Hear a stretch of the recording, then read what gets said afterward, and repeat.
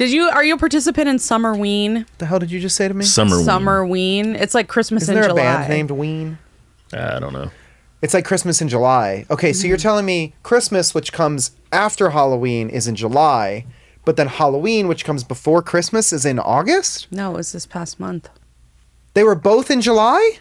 You gotta just, it's a festive month. Is there a newsletter or something I can sign up for that gives me all these updates? I think it's just vibes.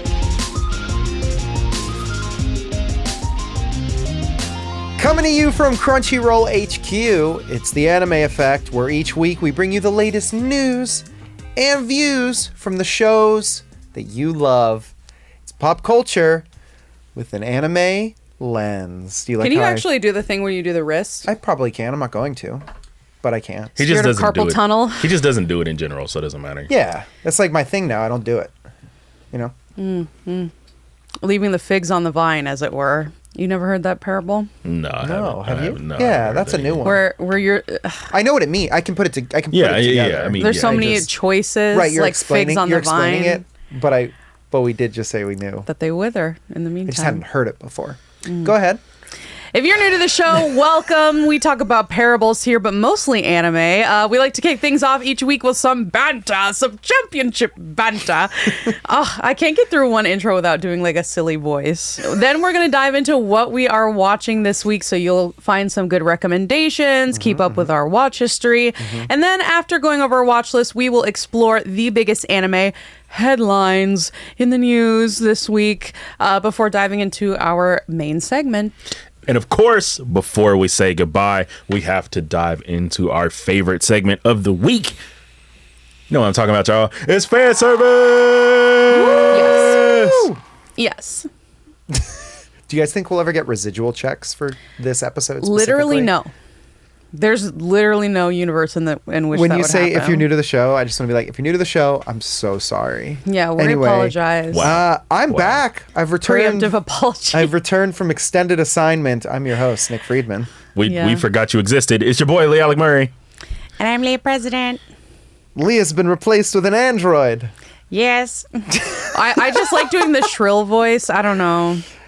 Together, back again, the three of us are here to see just how powerful the effective anime really is. How powerful it really is. There's a lot going on right now, guys. There is. Yeah. But I think we can all agree that the most important thing happening right now is Nick finally playing Fortnite with me. And we got a victory royale. We did. On the battle bus. We did play Fortnite together. Yes. Leah got to see all of my emotes. Yeah, I don't know, like, this man, he likes to pretend that he doesn't play Fortnite, but he dropped a bag on some of this stuff. He is never... He's got the Gojo skin. He's the one who doesn't play Fortnite. I'm the one that doesn't play Fortnite. Yeah. I don't know, like, where did you get that from? Fortnite's a good game. It is. I'm still not playing. It's a good video game. I stand by that. It's a better iteration of like the single person shooter era. Yeah. COD lobby vibes. I feel like this is more wholesome. It is a very wholesome game, despite the violence. Cartoon violence. Cartoon violence. Speaking of video games. Yeah. Splatoon Raiders. It's so good. It's so good. I was telling Lee everything I've ever wanted. Before he bought it, I was like, I've been playing Splatoon Raiders. It's like Nintendo made a Helldivers mixed with Diablo. Raiders of the Last Splatoon.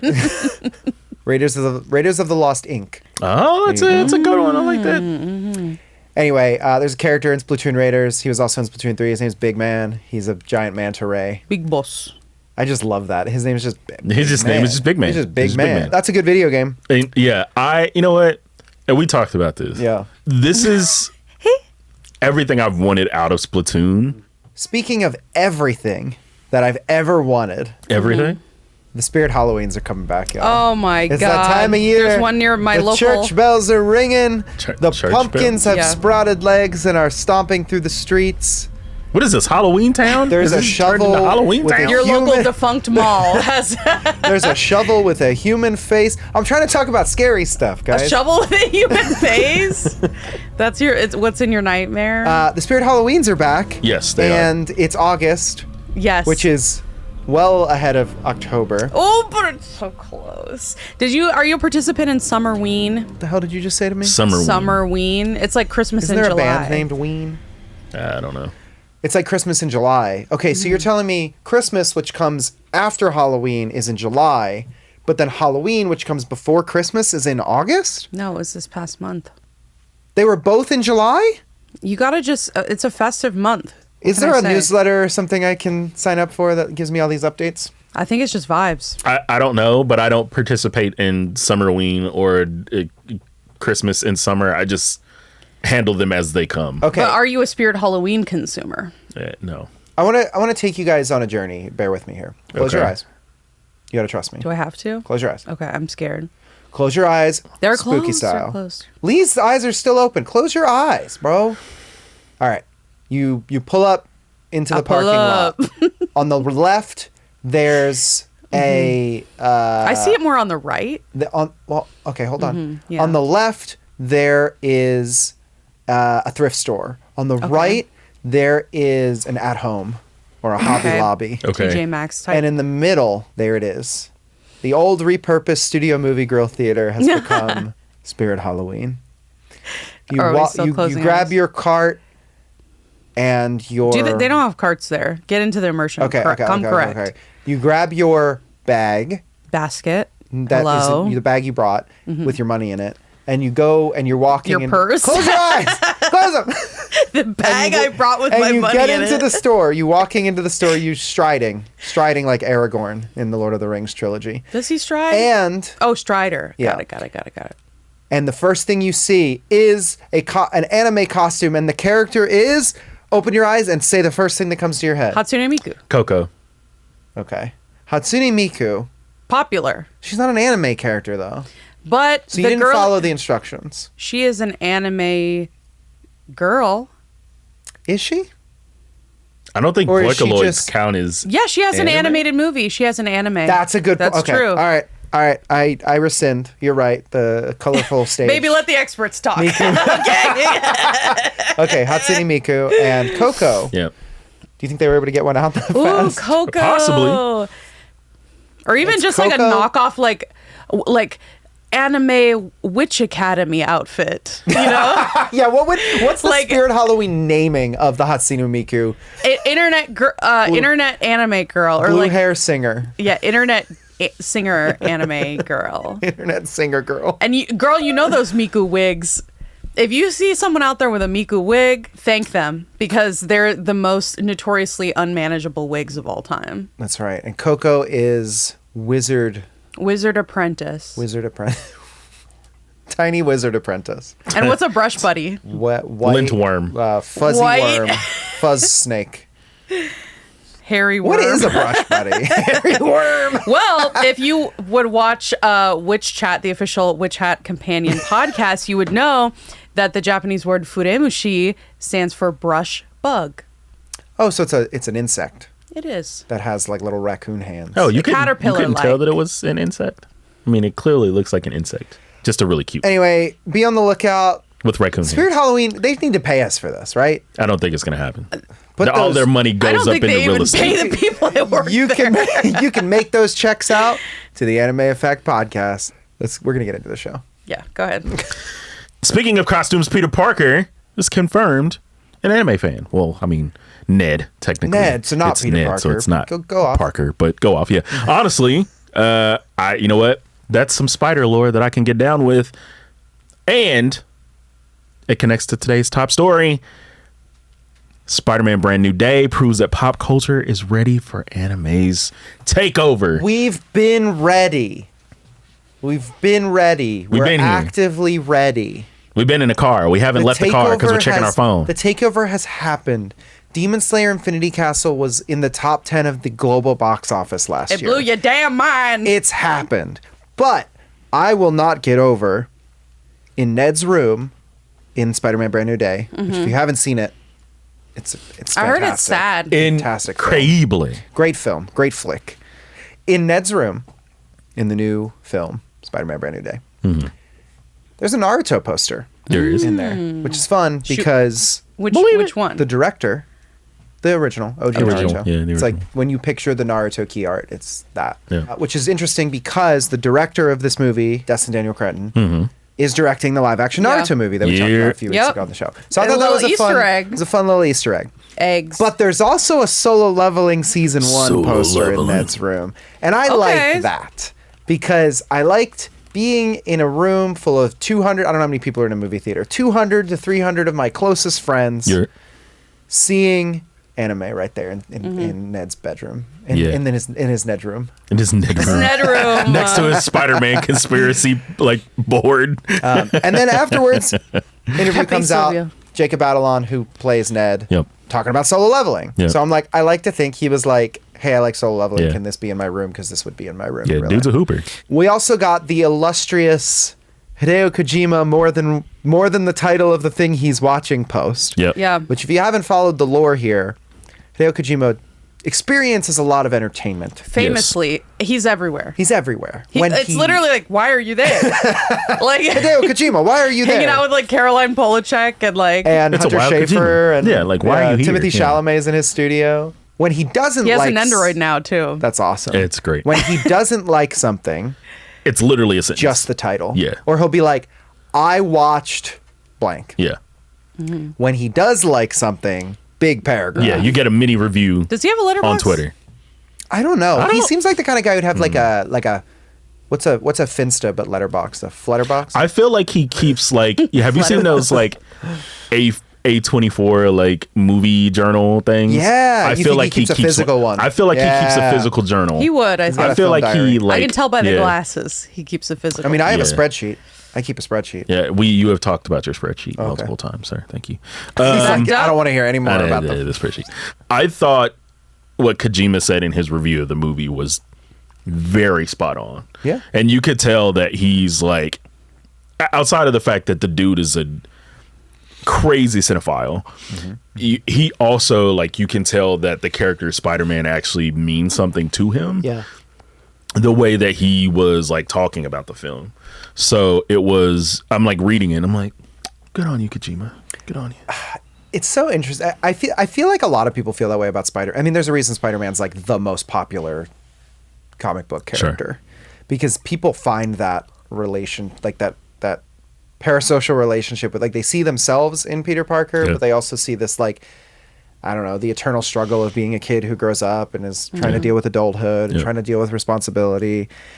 But that also kind of makes it feel like an anime, like Yeah. a It show, does. like specifically a shonen anime. which And- is canon somewhere. It's In the multiverse. Well, I mean, there's a Toku Spider-Man. So There's I a mean, Toku yeah. Spider-Man. There's also a Spider-Man manga, several. The cool thing also here is that, like, we were kind of chatting about this earlier, but like this film made $1 billion So fast. so quickly, made 1 so much money. billion. It So outperforming the Spider-Man movie with the 3 Spider-Men in it. Like, to me, is this moment of like, and that was an hour I'm farm so and a half. excited. Yeah. Like, I'm so Yeah. happy that people are this invested in the story, and it's like, it's because we've been with, like, Tom Holland's been Spider-Man for 10 years, Which is crazy. As a reminder, Remember when he's like, I don't want to do this when I'm 30. He's Tobey fully Maguire 30 was now. Spider-Man for 6 years. 6 years, yeah. And Andrew Garfield was Spider-Man for Like 2? 3 years. 3, Yeah. yeah.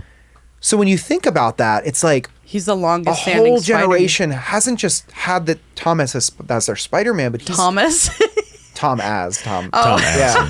But I guess they've, also like, Thomas. Quite literally, like, watched Spider-Man grow up Yeah. on screen. It was crazy. They showed a comparison when I was watching the Spider-Man special on Disney Plus, where it was like him and Zendaya, like during the first movie, and then Oh, a scene yeah. with them together in the new movie. And I'm like, oh my god, they were babies. I love them. They're like my number one celebrity couple. Ooh, Mr. when they were Mrs. both in the Zendaya. maroon, and he was like, "Get away from my lady!" You know what I'm talking about? He was like, "Oh," I was like, "Oh, Tom, I never seen you in this light." I love Like, the interview where like they're both doing separate interviews, and somebody asked them what they were doing like after the press tour, and he screams at her from across He's the like, room. "What are we doing?" He's like, what's that restaurant? But Yeah. he calls her by her middle name and not her real name. And I'm like, he's literally the only person that knows she's got a whole name. Like, it's I so I love cute. them. Love They're so them. good. I Y'all should pull up to the show. I am obsessed with them. They are Yeah. special interest. But the thing I think that comes across as like, not that I wasn't confident that the way that they're approaching the live action Naruto is the right way, but like I think any of my concerns are Assuaged. fully assuaged by Assuaged. the way that Destin directs a film with a ton of characters, with intense action that feels fresh and unique, Without it being like a floating head. and the way that it adapts other media as inspiration. There is anime influence here. There is video game influence. Yeah, you can very clearly tell that like the takedowns, the traversal, like all of the stuff that happened. That shot where he goes like horizontal and like uses his arm to like lever himself. I'm like, oh, bro. Also, first person web swinging. Crazy. Come on. Crazy. Like you could feel the adrenaline from like, oh my God. GoPro web sling. It's crazy because like you think about Naruto and it's so action heavy. Yeah. And seeing how you deal with Spider-Man, who's a street level hero, and all he does is like just straight up action. He's gonna crush it. He's bro. gonna like It's gonna be Naruto's such a incredible. goofball. Yeah. And I just think they're gonna nail it. Yeah. I think especially that scene in Act 3. I won't spoil it, but there's a scene where Spider-Man is fighting a large number of enemies at the same time. Yes. I'm like, it could just be this. Shadow Clone Jutsu, baby. Yeah. I think also what I love about this conversation with Dustin Daniel Creighton is that like people are now like, oh, let me go watch Wonder Man. Wonder Man is fantastic. Or Shang-Chi. Fantastic. So good. So I love this moment for him. Like, I mean, of course, Tom and the rest of the crew knocked out of the park, but I love this for him. Well, in this movie, Yeah. and it has all the pieces that a live action Naruto would need. Yeah, absolutely. Especially even up to the fact of like, are these kids going to play these characters for 10 years? Because maybe we do get to Shippuden. Yep. You know? Yeah. Boruto. I'm also all about. They're gonna cast a Rizzler. Don't threaten me with a good time. I'm all about Mentor Punisher, by the way. Oh, that was so good. Yeah. All he needs is like cool glasses and white hair, and he's. There you go. It's good. That's there you Gojo. go. It's go time. I mean, or Did you see Tom Holland throw up on Hot Ones? that was listen. Barenthal and Tom Holland on Hot Ones, incredible. I was taken aback by John Barenthal not talking in a character voice when he's not being like, "Where's Rick?" Oh, wait, that's Negan. no. When he get up out here, he's like very calm sounding. Like he sounds kind of like this. Like he sounds younger. I don't know. And he was like clean shaven. Yeah, that was weird, actually. He seemed like a different person. I was like, who replaced him? acting. Who are you? Who are you? Acting. All right, Spider-Man, Naruto, boom. What else could you ask for?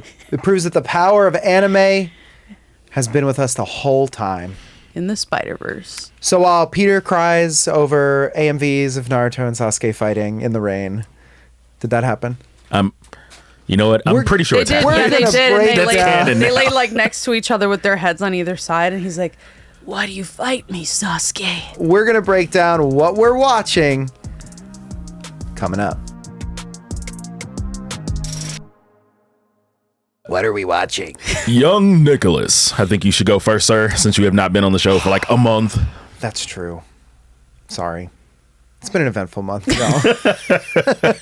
That was such a like sincere apology. You and I. I'm sorry, I haven't been around. I'm sorry. Dad has been absent. You and I are polar opposites. Season 2. Do you want me to wait? He went out to get milk and came back 2 weeks later. I'm an absentee podfather. The Podfather. I'm going to make an offer and get a refuse. Actually, you can't because there's nothing you can do about it. Anyway, talk about your show. Ooh, good point. You and I are polar opposites. Season 2 Hell yeah, brother. is a series that I wait for the English dub on because the localization and the script and the actors, the director, all fantastic. I love this show. Yeah, man. It's so funny. I always love seeing comedy and really personality localized for English dubs. And so they do a really great job in this series. Yeah, it's still extremely wholesome, extremely heartwarming. If you haven't watched this series yet, we've talked about it plenty on the show. But again, if this is your first time hearing about it, it's about two high schoolers that are dating. And they're polar opposites. One of them's like a super shy, reserved guy who kind of keeps to himself. The other one's like super extroverted girl, pink hair, like loves fashion. And Very much gutter coded. Yeah, like, and they are in love with each other, and they get together in the first episode. So Love it. Which it was great for Yeah. me. Slow I'm like burn who? halfway through season 1, Yeah. and I'm like, if it takes us an entire season to get here, and then they did it in episode 1, I was like, Episode oh, one. okay, cool. Yeah, And you then can't have this- Kimi ni Tono Yep. cake. And the series becomes about like all of these different characters like having connections with each other and like learning more about themselves by like being faced with people who are totally different than them. And Yeah. so they get up to crazy hijinks. This last episode I watched that was dubbed was the New Year's Shrine visit, and Suzuki gets to meet Tani's family for the first time, sweet. and she like overcompensates for Oh no, how she looks like she usually does. Yeah, it's I'm excited It was to quite watch this good and then. very relatable for those of you who have had to meet partners' families. Where can you watch You and I Are Polar Opposites, Nicholas? You know where it is. Crunchyroll. Hell yeah. Leah, what have you been watching? I'm watching something that'll get like punch you in the face with nostalgia and feelings of. Are you throwing it back? Sean just left Say the that room again? for all of us. You're throwing it back with this one. You're throwing it back.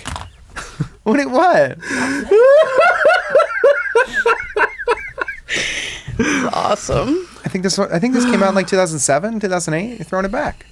You already got the joke and you're just egging me on now.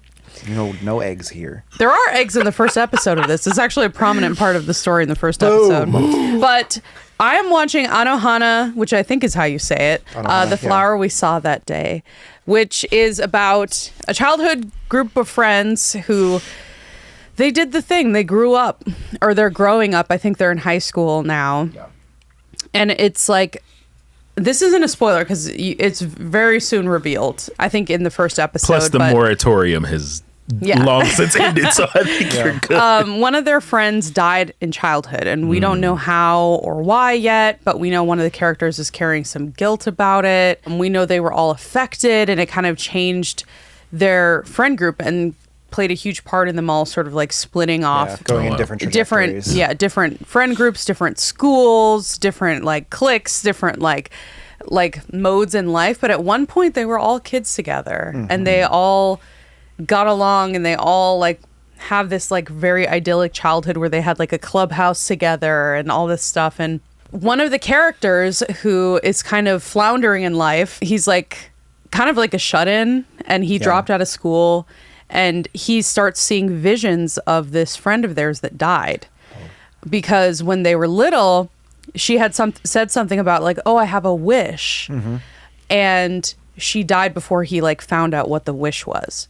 So the first couple episodes are him like trying to figure out with one of his other friends who's like coming back from traveling, who is like most like how he was, because that's like a huge thing, is like the main character feels like everybody's different, and he has a lot of like feeling of like resentment because of that, because he's like, how come we can't be like how we were? Survivor's guilt. And We're growing up. and also growing up, and like he feels like left behind because he's not in school. Yeah. A couple of the other ones are like doing college prep. They're like advancing and kind of like bullying him a little bit. And so it's like about him kind of coming to terms with like past, why things changed, and like wanting to grant this wish of his dead friend who is like following him around. And I think it's like a ghost because she's able to like interact with the environment. Like she goes to see Interesting. her parents like after she first appears. Yeah. And like she opens the door and the dad goes, "Oh, I thought I told you to shut that door," like to the other kid. Ooh. And so I think she's like a legitimate spirit, but he thinks it's like, oh, the heat, like or of my guilt or whatever. But it's actually really good. So I'm a couple episodes in. We'll see what happens, but I think it's setting me up for sadness. You're gonna be sad. That's what I've heard. It's been on my list forever, and I kind of had the general concept. Like I understood the general concept, so I'm curious how you how you like it. It has a very summertime sadness vibe, like Yeah. very like It's bittersweet. yeah, bittersweet, like the feeling of nostalgia in the heat of summer, kind of like because they used to go on adventures I can together. hear in the summer. crickets. Yeah, no, they got a sick cicada track in the back. Sick. But yeah, what about you, Lee? Man, that brought me back. Oh, where do you watch it with your orbs? I just watched it on Crunchyroll. with your orbs, My with your orbs. ocular orbs. My Right, I'm writing fanfic. Yeah. her cerulean orbs glowed in the moonlight. Is that Miku? Yeah. And she's whispered, Miku Miku beam. Oh my god! But what are you watching, Lee? I am watching The Ghost in the Shell, circa 2026. I'm I was watching going to the ask new if one. you were throwing it back, but No, this is I the am. new one. I am not. So you do understand. Of course I understand. He's always understood. You're just He's just poking playing the it up bear. for the camp. I can't say enough of how much I love this iteration of The Ghost in the Shell. Pure candy. It really is. So, like, when we interviewed Nick, like, I was not you, the other Nick. I was like, I'm Daddy not Nick. important. When What was that? When we did not Padre you. Nick. I am also a father. Not you. Wrong daddy. Wrong daddy. I had mentioned in our interview, it was like, I've always had trouble watching Ghost in the Shell just because it, like, visually in the way that, like, the pacing was just did like it Kinda like didn't the That's old kind of a Blade hot Runner. take. That's a hot take. That's a didn't hot take. make sense to slow. me. Like, I just didn't like vibe with it, You gotta so I just never let went it- back. You gotta let the veil just cover you. No, the veil was definitely like this iteration of Ghost in the Shell. I've been so locked in. I watched like a couple minutes of like the first episode, fell asleep, which happens to be my lore at this point. So I went back and was like, all right, let me watch episode 1. Yeah. And then like I'm on episode like halfway through episode 3 right now. I love the old school visual styling that Science Saru brings to this, even as far as like the old like VHS like tape lines and stuff like that. So Like sad anytime they could adapt anything at this point. Yeah. Free reign. Do whatever just you do guys whatever. want. Free reign? Adapt. But I love how funny this is. I love the aesthetic. Like, I love how like this new iteration doesn't and does take itself very seriously. Well, it leans into the comedy in a Yes. really major way. Which I think makes the pacing of the story feel a lot better. Well, I mean, that's when you're adapting into a film versus a TV series, and their goal of like adhering a bit closer to the manga, I think helps that specifically, and it absolutely. can help change the tone of the project because, yeah, to your point, the comedy is very present in Yes. this. It's very expressive. Yeah, it's expressive. Like, all the characters are expressive. The comedy can go from like deep rooted in slapstick because they're all friends to like, oh, now it's all grimdark and you understand why Deeply it's grimdark. serious. Someone's face has just been ripped Yeah, off or somebody's face something. a man just got blown in half. Yeah. Okay, like what are we doing? But I'm so excited to continue watching this because it just feels, you know how like when you watch a show and it just feels good to watch. Yeah, it's just candy. You're just Yeah. Ooh, doing piece of it. candy. This just feels incredible to watch. And this is probably like my third anime of the year that I can say that about. It's crazy that they have two anime. So far, they have two anime of the year contenders in the same season. In the same season. Because they're also doing Jadagar. with Yeah. Naoko Yamada. And Yes. Insane. Listen, all heat, bro. Science Saru, what are you doing? Whatever you're doing, keep doing it. Where can you watch The Ghost in the Shell? The Ghost in the Shell. Nah. You can watch on Amazon Prime, bruv. Bro, Amazon Prime. Amazon Prime, bruv. Somebody that's actually British is gonna Good, come for us. good recommendations, everybody.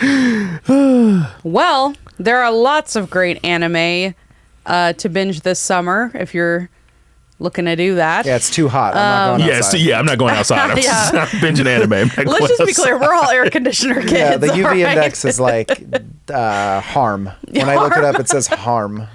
Red alert. Do not leave. Do not leave, harm. Do not leave. And it seems even more drops are on the horizon, so it's time to talk news. We've got some big announcements to discuss, including a My Hero Academia special. How do we do that at the same time? No We did the idea, news dude. bulletin sound. You guys No are idea. synced up. All right. Main anime news this week. First look, Gachiakuta Season 2. Hell yes. We saw this for the first time at Anime Expo, of course. But Mm-hmm. now it's been published publicly. Crunchyroll dropped the first look trailer for Gachiakuta Season 2, which was announced in December of last year. As a reminder, First, you gotta just dance to the beat. Then you gotta put your hands on your knees. Then you gotta make your feet be flat. Then you gotta put an arch in your back. You know about that, throwing it back. I know. The sequel has no release date yet, but what do you guys think about this first look trailer? Did you miss it? Yes, I did. I'm so ready to return to Gachiakuta. Feels like yesterday. It does. I love this world, and I love the building of the story and all the characters involved. So like, I'm just ready for it to be back, because I honestly think, like, even though it is a shonen in the truest sense, I feel like this was like a significant breakpoint in the new generation of anime. Sure. And I'm ready for it to return, because I mean, stylistically, VA side, like, everything about the show I absolutely love. It just has such a unique look. There isn't a lot right now that it looks like, and it feels like if anime had followed the track that the kind of like hip hop influence of the late 90s to mid 2000s anime, you know, The World Ends With You. Obviously, yeah, and or like even driven by like Samurai Champloo and titles like that. Yep. If we had just continued in that direction, World Ends With You is a good call out too, because there's a lot of that in that first. Very much inspired. So it's nice to see something like really like kind of wear that influence on its sleeve. So Yeah, because I feel like this series, and I don't know if we've talked about this before, but I feel like Gachiakuta is kind of like the spiritual successor of that side of, you know, anime, like that specific era itself, because I do think that I mean, because that era is specifically like you said, it's Champloo, it's Afro Samurai, it's Cowboy Bebop, like it's stuff that's in that lane, and I don't think that lane is utilized enough, and Gachiakuta is like the first new piece in that actual lane. So I'm so excited for this to come back. This is the result of the creator just being cool AF. they're both so cool, incredibly dude. cool. Gosh, I do They're have to like cool. dodge spoilers sometimes because they post manga previews. Oh, they do it all the time. on Instagram. I'm like, I look at it, I'm saying like, the story goes where? Yeah. And then I have to be like, trust the process. Yeah. Trust the process. Yeah. Don't get ahead of yourself. Don't do. Anyway, we'll don't keep do you it. posted as we hear more from Gachiakuta Season 2, but you can check out the first look trailer at the link in the description. Also, if you haven't listened to the after show, we did a Gachiakuta after show. We did. Yeah, are you guys catching up? And the interview with the creators. Do that too. Yeah. Go into that backlog. ladies and gentlemen. Yeah. Yes. In broader industry news, This one seems Nick. Shinji is crying in the Criterion closet. Did you see someone posted the meme of him with head in his hands on the chair in the Criterion closet? I saw somebody I don't remember which convention it was. Was it? They bring the folding chair. Yeah, they bring the folding chair on a little rug and they sit there, and people were like giving them candy and money and like different like little pins and stuff my surrounding God. him just That because is he so was just funny. like, Our producer is telling us, or our showrunner is telling us that they saw them at Anime Expo and No they way. gave him $20. really? Donate to Shinji. Anyway, Neon Genesis Evangelion, as well as the Evangelion Death True Squared film and the End of Evangelion film, are coming to the Criterion channel. That's massive. I love 2026. I'm surprised it wasn't That's already there. mad. What do you Massive. mean? What do you mean? What do I mean? What do you mean? There's It's not a been ton of popular anime. since- There's There's not a ton of a- anime. I don't even think there's a lot of And animation. in Criterion isn't just Criterion. what's popular. Yeah. No, it's not just that it's popular. It's considered like a huge inspiration. Yeah, it's deeply influential. like- but like anime hasn't been a big integral part of Criterion. Like I remember when Your Name hit the Criterion channel. Yep. The Criterion channel has announced it will stream all 26 episodes of the original Neon Genesis Evangelion series plus the 2 movies, not to be confused with the 4 rebuild films. Do we have a guide somewhere on how to watch them in order I think we correctly do. or whatever? Because like, to be honest, the first time I approached it, I was so confused It's because I was literally like, release order. Original series, 2 movies, 4 rebuilds. That's it. he said, use your brain. He said start with episode 1. He said, reading the card explains the card. Anyway, they will drop starting September 1st.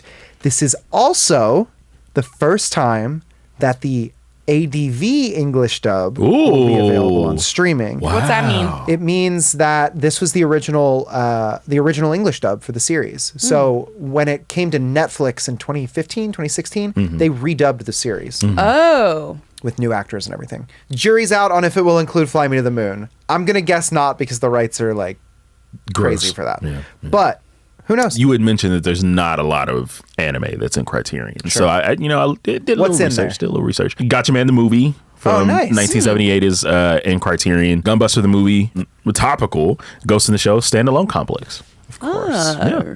Closing out this week's news, My Hero Academia, I Am a Hero 2, which is the short video that is about Eri after the main series. Listen, so our showrunner left a note not to spoil this. We're not spoiling it. So I won't. I'm not going to spoil it. I will say it is incredibly saccharine sweet. And it's you should available watch it.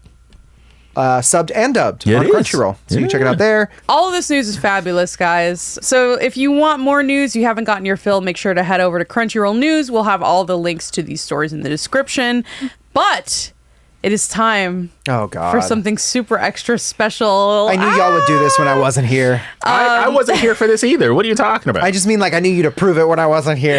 You guys know I like to shoehorn basically Magic the Gathering into every conversation. I'm starting to get Lee on my train. I feel like you're on the Magic train. It's happening. Yeah. Okay. I mean, me too. I like Magic the Gathering a lot. A lot.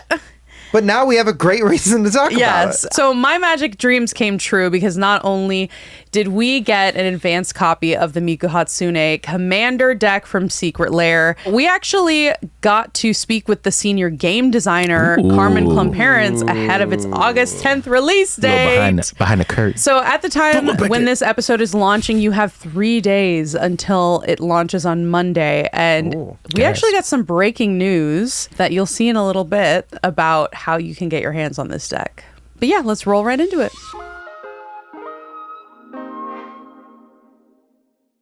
Okay, guys, this is such an exciting day. I don't know if you can tell by the army of Miku Hatsunes that are surrounding me, but there is an amazing Miku Hatsune topic that we're going to be chatting about today.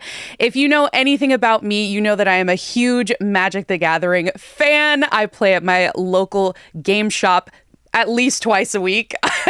And I like to shoehorn talking about Magic the Gathering and annoy the guys with it as much as I can on the show. So today is massive for so many reasons. Not only do we get to unbox the Secret Lair, the brand new Secret Lair Miku Hatsune Commander deck releasing this coming Monday, but we are also so happy to welcome the designer, the senior game designer behind this deck, Carmen Klomparens. Welcome to the show, Carmen! Howdy! It's so cool to be here. Oh my God, how are you doing today? I'm doing so good. Thank you for asking. I'm a huge Secret Lair fan as well, so it's just so amazing that you are on today, and I'm so excited to talk about this amazing deck and your work on it. So, I have to say this drop is obviously extremely special to me because it's combining my two favorite things, Magic the Gathering and anime. So for those who aren't familiar with the distinction between, Secret Lair and the main sets of Magic the Gathering,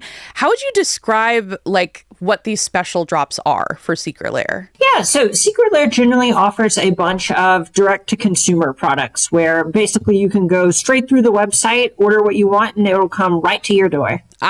I'm so excited to break into this deck. I'm so excited to take it to my local shop and play through it.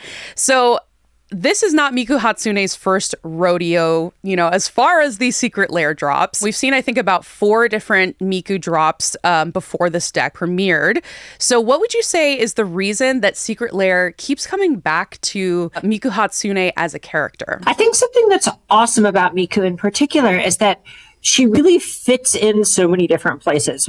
She's so versatile as a character. Her music is so versatile, can show up in so many different places. And in a lot of ways, that really speaks to the breadth of Magic, right? As there are so many different kinds of planes, so many characters, so many spells.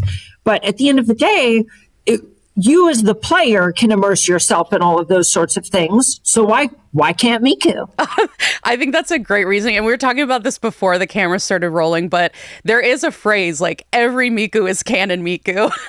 I'm always saying this. Yeah, I know, right? Like there are so many different Mikus, like especially when I go to conventions and stuff, we see like Burger King Miku and Brazil Miku and all of these different Mikus. So like she is like such a like flexible convertible character. So I'm just so excited to break into this deck. So as a follow-up, this deck of course is led by the Commander reskin. It's Miku Song of the People. So it's actually a reskin of Trostani Selesnya's voice.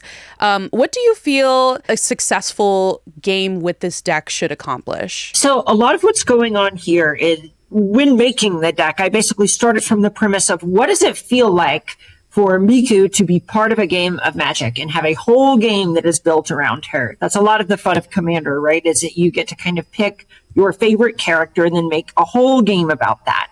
And I really explored a lot of different themes for what that could mean because she is so many things. We've talked about that just a second ago, where at one point I looked at what if this was all about collecting a bunch of bard creatures, because those are people who sing songs, tell stories, just like Miku does. Yeah. But something I really like about this deck in particular is that the Selesnya sort of way is to kind of bring as many people together as possible. And I think that here you sort of get life gain with the actual Commander as a sort of sub for hype. Over time, you feel things get bigger and bigger and bigger in a way that isn't necessarily always going to be about attacking or assembling a huge combo or something like that. Sometimes it's just about making people feel great and awesome. And then the card having the populate mechanic in some ways felt like it spoke to drawing more people in, getting more fans, having a bigger and bigger concert.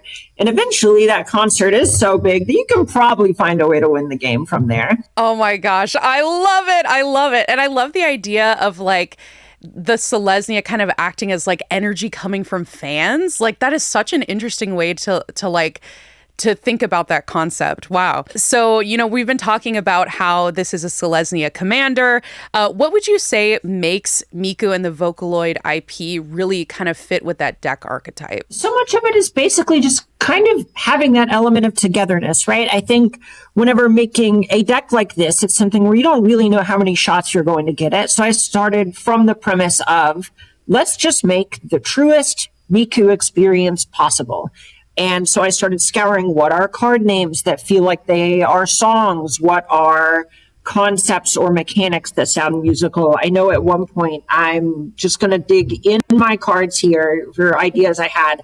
I was looking at different mechanics like the encore mechanic, the spectacle mechanic, the demonstrate and party mechanics, and things that all feel true to the character because as you play, the words you use kind of communicate what sort of game you're playing. And overall, this is the deck that felt like it could fit the most of those components into a singular package where at the beginning you're saying, hey, my deck is about Hatsune Miku and I'm going to be populating and bringing people together. I'm going to be gaining life and accruing something over time without having to feel like we're just creating something that is a commander deck that is strong for the sake of it. I think that resonant element is really what's important to me. Yeah, we're getting the flavor. Yes. Okay, so talking a little bit more about your experience building this deck, we in those previous drops I mentioned before with Secret Lair, we've seen Miku cards in pretty much, I think every color of WUBRG. Before this deck came out. So was there a second choice for deck colors or commander reskin? Yeah, I have my little spreadsheet pulled up here to the side at all of the things I had thought about. At one point, I had thought about maybe going down the path of it being less about life gain and tokens and being more of an enchantress thing because enchantments so frequently kind of communicate songs through things like sagas, for example, where you could, at one point I was exploring a sort of Narcy fable singer, which is an Abzan saga enchantress sort of deck. At one point, I was looking at Joda the Unifier. With the Unifier, I felt being a pretty good word to maybe bring all of those cards together. Yeah. But so many of the cards across the 5 colors were also things that were previously thought, maybe you could just build your own deck around this. For example, if you had the version of Miku that was Feather the Redeemed, you could probably just build the Feather deck and do that if you wanted to. So this was something where I really wanted to center the experience that you got out of the box and feel like even if you are just now getting to the party and finally getting to sink your teeth into the crossover between Hatsune Miku and Magic the Gathering, you are going to get a full experience. Yeah. Okay. That is so awesome. And, talking about specific cards in this deck, we have to talk about, I was going to say the elephant in the room, but the dinosaur in the room a little bit. I was excited to see Finale of Devastation on this deck list, mostly because I like to think of Miku as like the cutest devastator of all time. I love that. If you're able to successfully get this card on the board, what creatures are you going to be grabbing from the deck's library, or if they're in the graveyard, what are you hunting for? I think Galta and Mafrin is probably my favorite one, just because it then brings so much more to the party with it. And because that scales off of power as well, you can end up just getting even more than it looks like the card would normally give you. And kind of if you're going for a big thing with Finale of Devastation, the fun is popping off. Come on. Yeah, and you have to have the green. Like, that's the thing, is like big green, powerful creature. I love that is included in this deck. Was there a card that you think is really going to surprise or really like be especially exciting to fans? One of my favorite things that I got to do with this is find things that were sort of punny or maybe worked in ways that are halfway towards a joke, but do make sense, right? So my personal favorite card that got new art in the set is the card Breakdown. Where that's one where when you're talking about music, you know what a breakdown is, right? You end up having that sort of nice instrumental bit where you can dance, you can jump around, you can think of so many different things. And normally that card is about destroying artifacts and enchantments and is about literally breaking down something. So kind of having that way to apply an old card in a brand new way, I think was the thing that was the most fun for me while working on this. Wow, that's so exciting. And I'm just enamored with like hearing more about the process of this and like how truly flavorful it is to like Miku's world. And I think that's going to be really fun to see like how it plays and how it plays out. Let's talk a little bit about, the format that this deck is built for, right? So a lot of people may not know this because like it's such a popular format. I know like when I go to my local game shop, everyone wants to get pods together for Commander. So even though it's, sort of one of the newer formats to Magic, I think like it is just it is just like taken off in popularity. So what do you think it is about, Commander as a format that makes it so good at really uniting the Magic community? I think one of the great things about Commander is it's one of the places where the game can be about so many different things. And I don't just mean on the mechanical level, but certainly, especially as a game designer, I'm going to zoom in on that a little bit.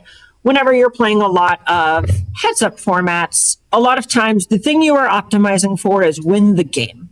And that's not really a reflection of what everybody wants to get out of every game that they play. And I think Commander in particular is a spot where you have what we'll call Rule Zero conversations, where everyone sits down and is trying to figure out how we're all going to have a good time together, basically building our own board game out of Magic decks. And you can have people who just say, I really want to try and assemble my favorite vampire with my favorite sword on it. That's like me with Astarion the Decadent. Yeah, I might have had a certain card in mind, but getting to do something like that, even if you don't win the game, it can feel like you still did the thing you wanted to do. You still feel like you had fun and you were playing the game, even if you don't win all of the time.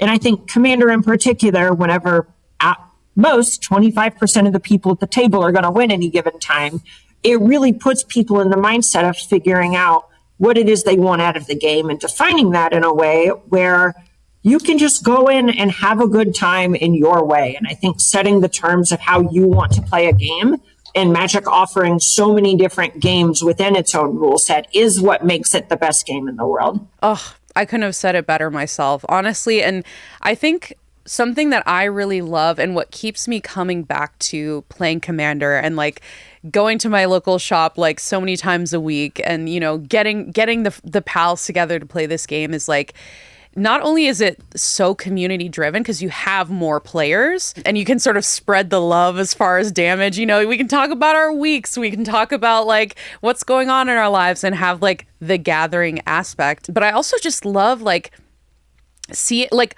us one deck will perform so well against one deck and maybe like have a very specific weak point against another deck. Yep.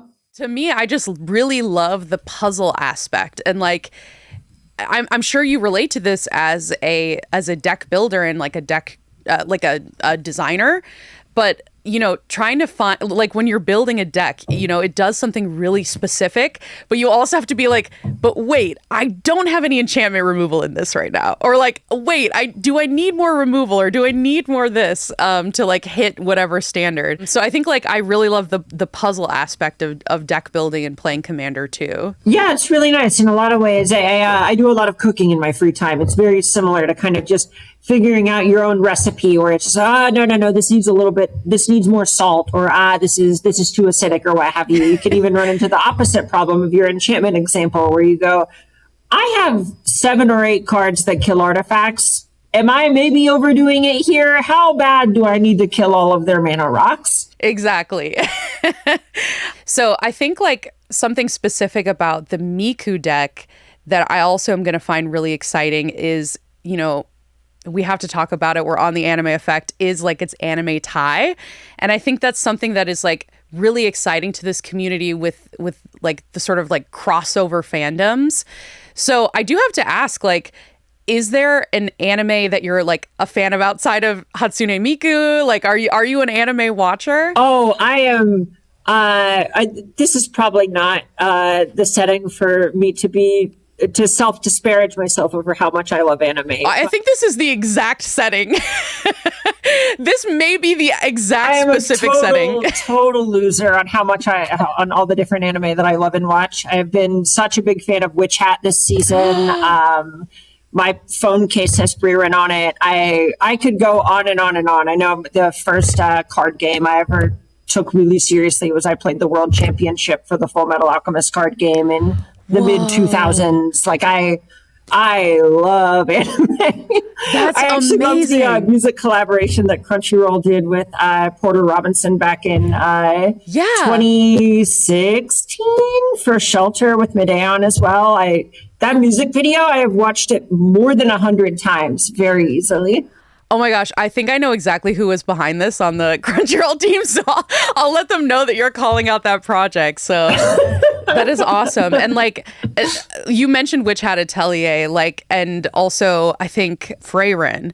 So those are 2 other anime that I feel work just so well with like Magic the Gathering too. So it makes sense that you would like it. Yeah, who would guess the person who works on Magic the Gathering would like all the fantasy anime? That's crazy. Especially because Freyrin is basically like D&D. You have the cleric, you have the wizard, you have the warrior, all that. Oh, I love that so much. We had, you know, an amazing look at the next year in Magic the Gathering. Obviously, MagicCon Amsterdam just happened. We got to see kind of like a layout of all of the in-universe sets that are coming for like the main Magic the Gathering universe. Is there any hints that we can maybe get at what is also coming down the line next year for Secret Lair? I can't get into the specifics of what is to come from Secret Lair, but what I can say is that as someone who has worked on a number of the things that have come out in the last year or so from Secret Lair, I co-led the Secret Lair Dan deck. I helped with the Secret Lair Goblin Storm drop. I worked on, obviously, the Hatsune Miku deck that's going to be coming soon. One of the things that I love about Secret Lair is that it gives us all kinds of opportunities to try to break new ground.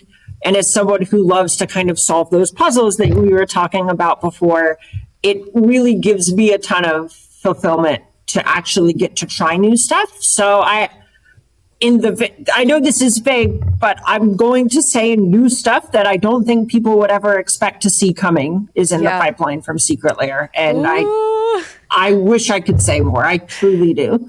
No, yeah, I have been loving, like, especially like some of the latest drops. Like, I was definitely hopping on the Stardew Valley drop. I think that was last week. I got the bundle, and then, you know, like the Global Fund for Women, like that was so impactful and so amazing to see. Yeah, I love everything. I'm a huge Secret Lair follower, so I'm very excited to see like what's gonna happen next year, and I'll wait for those unexpected moments. Yeah, we're constantly changing and adapting to everything around us, right? I know for this drop in particular, we have the 24-hour limited order window that we're going to have where for an entire day, no matter when you get in line, you're going to be able to get a copy of the deck. There might be if we get enough orders, which it's pretty likely. It's Miku. We'll end up having to do another print run of them later, so it might take a bit to get to you, but if you order that day, you will get a copy. Wow, that is amazing. I think the fans are really, really going to love to hear that news. Yep, this is something where the fans spoke, we listened. We want to make sure that we are there for all of our fans. Wow, that's amazing. And do we want to plug when and where we're going to be able to get this Miku drop? Yeah, you can find that on the Secret Lair website. That is going to be at 9 a.m. Pacific time Monday. Oh, and that's Monday the 10th for anybody who's listening. Yes, August the 10th. Oh, time is, by the way, how is it August? Almost. We work so far ahead of all of these things. I think I worked on this a little over a year ago or something like this. So this is just, it takes a long time to print the cards and to get everything out the door and everything. So cognitively, I know why it happens, but it's almost like putting future breadcrumbs for yourself. So I'm excited about it all over again. Yeah, and I can't wait to, break further into this deck, look at all the art, really appreciate it. I actually went to Anime Expo earlier this year, so I got the exclusive Miku playmat. We've got the Miku sleeves. We are Miku Hatsune supporters in this house. So I, for one, cannot wait to bring this to my local shop and play with it and see like how it works and really, appreciate all of the amazing deck tech that you put into this. Thank you so much for coming, Carmen. Yeah, of course. Thank you so much for having me. This is truly a dream come true. Y'all are the coolest, so even being here is a privilege for me. It literally is going to come the same way around. Like, I'm so excited to talk to you and to get your insight, especially like as a genuine fan. Like, I'm just so happy with like everything that's going on with Magic the Gathering right now. I think it's a great time to be in the hobby, and I can't wait to see what's next. Yeah, I can't wait for y'all to see it too. Thank you so much. For sure. Bye. It is safe to say this interview was on Leah's bucket list. How are you feeling? Are you floating? Oh my gosh. Well, okay, so as you can see, high right now? Oh, they're here. Do you ever get nervous? And they've been here the whole time. So every time I build a new commander or add a new commander to my collection, I put it in a top loader and I decorate it. So I feel like this is very Miku. It's very good. I made it like very sparkly, shiny, because that's kind of like the direction that Carmen was talking about. Like the whole deck is about populating, getting hype from your audience, and kind of like reinterpreting it into different mechanics. It's pretty cool. And one thing that she mentioned, because I've had a chance to kind of play test this a little bit at home and with friends. Including me. Including Nick. And I have since upgraded it too. Since yesterday? Yes. And I have all the ones I took out too, so I can tell you about those if you're interested. I don't know. But anyway, I saw how some of the cool mechanics that Carmen integrated, like the encore mechanic, which she talks about like the flavoring of this deck, which just means like the thematic elements of it that kind of play into like how you build it. So it's less about having like the most efficient, most slap you in the face deck possible, and more about making it true to the actual character, because you're building a deck around an existing character, right? It's just really cool to see how some of the mechanics like Encore play in, like how it actually plays out is super cool and really benefits the deck. So, hell yeah. Yep. I think Leah's built like a million commanders, and I'm still like trying to parse out my Spider-Man one. Yeah, I was like, this one's Spider-Man, and he's got all his bad guys and all his good guys. Trying to figure out the Spidey one. And this Leah's is like the got the villain math deck. running in their head like that one gif. I'm just like, No, so it's very popular. Like if you get a pre-con. Famously, I like to take my pre-cons apart. pre-con means Pre-constructed decks. Yes. It's very, very rare that you have someone continue to just play it out of the box without upgrading like the land base or something like that, because a lot of the times you want to try to make the deck even more efficient. So I actually have upgraded this, and it's super fun to play. And I've kept it very true to Miku, because she is like an angel in a lot of her iterations in Secret Lair. So kind of leaned into the angel tribal, and it's been really fun to play. Well, I am glad that you had your lovely moment with Miku. This deck feels like it was made for you. Miku moment. You get one series you can turn into a Magic the Gathering set. What is it? Attack on Anime series. Titan. Okay, There's there actually you a go. I'll say there's a card called Summon Astral Titan. And it sounds literally perfect. looks like Eren Yeager's Titan, or even like the Armored Titan. I think it maybe got banned in one of the formats because it was such a good card. Oh my gosh. But very good. I would do that in a heartbeat. Hell yeah. Delicious in Dungeon.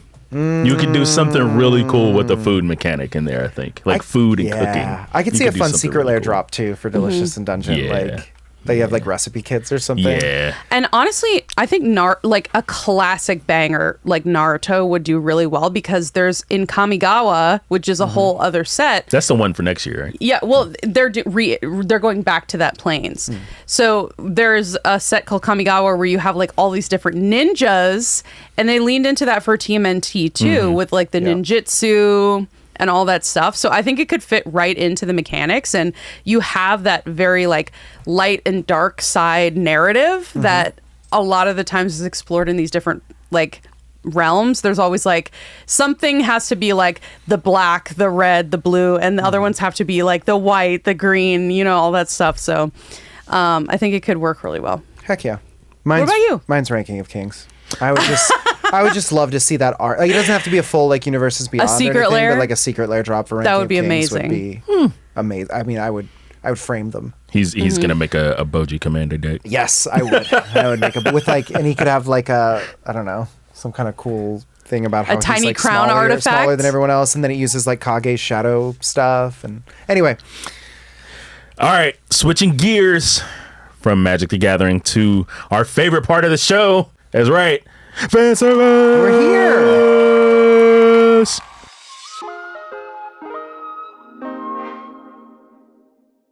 This week, we're tapping into Attack on Titan as Ella wants to test our Titan IQs. Titan IQs. Ella says, say you inherited the Beast Titan. What animal do you think your Titan would be and why? So for those who don't know, each iteration of the Beast Titan has been different. They show like a little snippet of it in the show. You can see like one was a whale, Yep. one was a dinosaur, and then you have like the big hairy ape, Zeke. Yep. So that's what they're talking about. It's not all the same looking Beast Titan like some of the other Titans. So what would yours be? Big toad. Just a big toe. I don't know. Maybe a polar bear. Ribbit. I always had a connection to a polar bear. Okay. I like that.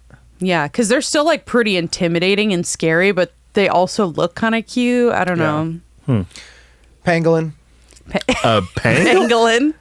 You'd be Hey! armored, so I mean, We're in the same. Go ahead. I was gonna say genome, but that's not the word. Microclimate. We're in the same climate. I like pangolins because they. You're kinda- not mean penguin, right? No. no, pangolin. never mind. Pangolin, yeah. I don't know. What I know. that I was is. just going with you, but What you is don't a know what a pangolin pangolin? is? It No. kind of looks like an armored It's an anteater. armored anteater, yeah. So essentially. Yeah. They also have Oh. claws, and they basically use litter boxes. So in the they're wild. pretty cool. Well, like they bury their A pangolin. Oh, they cute. bury their pangolin. stuff. They bury their waste. Lee, how about you? I think like a rhino, maybe. Ooh, that would be cool. Because, I mean, you have sick. the whole, like, charge effect. I mean, they're, like, wide-bodied, That's like face the weapon. You got armor. Yeah, enemy in armor. Craven. The what? You know Craven, Master of the Hunt or whatever. Craven Yeah. the Fights Hunter? that rhino guy. Yeah. Yeah. I haven't seen the movie. I know about the character. Mm-hmm. Is the rhino in the movie? Yeah. Yeah. It's a very Anyway, Okay. yeah, Let's not get into Rhino. all that. It'd be Rhino. I love that question. Write into the show and let us know what your Beast Titan would be, because I want to know from everybody. Thank you, Ella, for this glorious question. It was fun to think about this. In truth, it would be horrific. Like the like having to do that in real life would be truly To horrific. morph? Well, your body would be intact. To morph? Your body would be intact, though, inside the neck of the creature. It can't feel good, though. You know what I mean? It does. It is hot in there, like canon, like it's steamy and hot. Like in I don't there. think it would feel good. Yeah, and wet and like muscly Yeah. in there. Okay, now it's just Anyway, you we know you have an anime question, an anime theory, something of that nature, a 5-page lore dump, waiting to see the light. Free it. Free your mind. Free it. your mind. I want people to theorize on our lore. I literally forget everything that ever happens to me. That's So, why they need to speculate for us. go to got.cr/anime effect questions and write me a little piece of lore. What is my background? Or give a little comment, a 5-star review, wherever you watch or listen to the show. It really helps us out. And we may read it in a future episode. Just saying. Apple Podcasts, rally. We need reviews on Apple Podcasts. KFP, unite. Yes. Anyway, got.cr/anime effect questions. And while you're at it, drop a quick comment letting us know what anime you want to see Magic the Gathering collab with next. Ooh. Or even if you liked our suggestions. But for now, feels so good to say it again. LeAlec, are you ready to take us out? Hell yeah, brother. Thank you for joining us for another episode of the Anime Effect brought to you by Crunchyroll. Be sure to subscribe so you never miss an episode. I am subscribed. Are you subscribed, Leah? I'm subscribed. Did you drop a 5-star review? Come again? What was that? The Anime Effect is hosted by me, Nick Friedman, alongside LeAlec Murray and Leah President.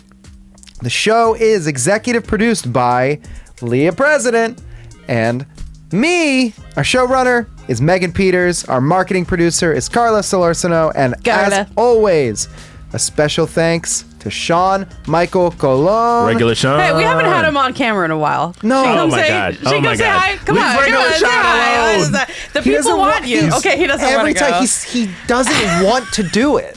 The people love You wanna regular do it? Sean. Okay. Yeah, come on. The people right, love all right. regular Sean. Come on out, regular Here, you Sean. can say, Here's regular Sean. Say this. Which one? This one right here. Oh, we'll be back next Friday with more anime. See you then. There's nothing you can do about it. do We said it at about the top of the show. We love y'all. The Anime Later Effect. days. It's different. It's different. It's different.